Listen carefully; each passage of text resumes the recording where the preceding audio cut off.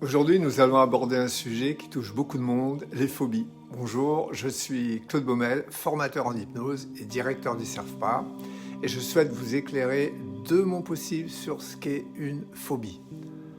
On peut la considérer comme une peur excessive, irrationnelle, qui handicape la personne.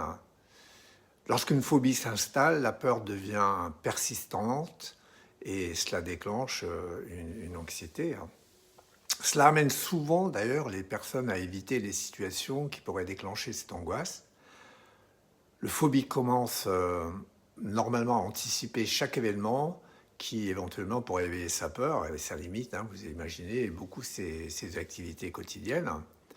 Les phobies les plus courantes incluent par exemple la peur de prendre l'avion, la peur de parler en public, mais aussi des peurs comme la claustrophobie, où la personne ressent une grande inquiétude dans des espaces confinés, ou encore l'agoraphobie qui est liée à la peur des grands espaces ou des lieux chargés, des lieux bondés, où il y a beaucoup de monde. Ces craintes peuvent, pour la personne, vraiment devenir handicapantes et influer sur la qualité de vie. Heureusement, il existe des moyens de surmonter ces peurs, et parmi les techniques de traitement, l'hypnose s'avère être l'une des méthodes les plus efficaces et reconnues à ce jour.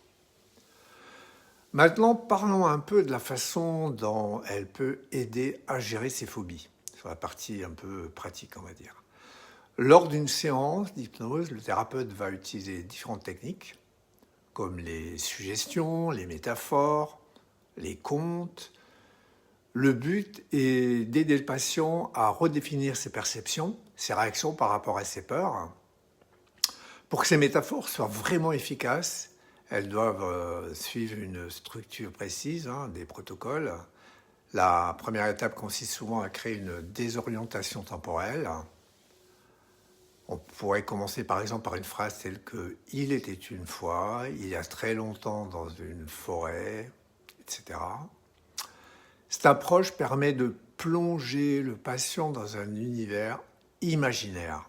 Ça va entre autres faciliter l'ouverture d'esprit qui est nécessaire à la transformation. Ensuite, le thérapeute construit le décor en intégrant des éléments sensoriels. C'est ce qu'on appelle le modèle VACOG, qui représente visuel, auditif, kinesthésique et olfactif.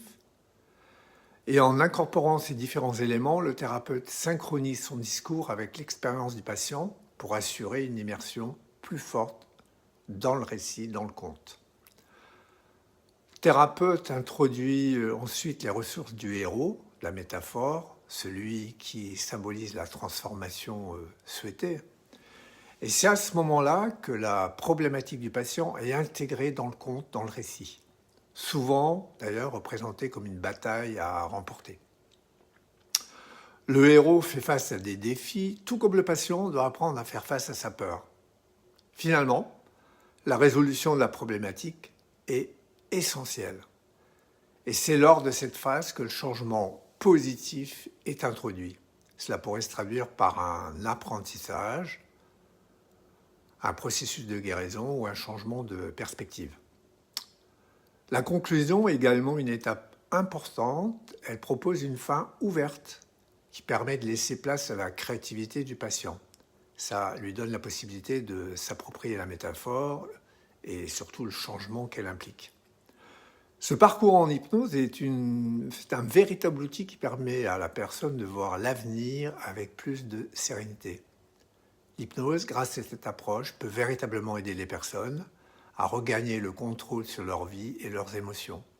Et c'est pour cette raison que le CERFPA a développé cette formation qui permet aux étudiants d'expérimenter ces outils lors des cours en visio, par correspondance, des stages.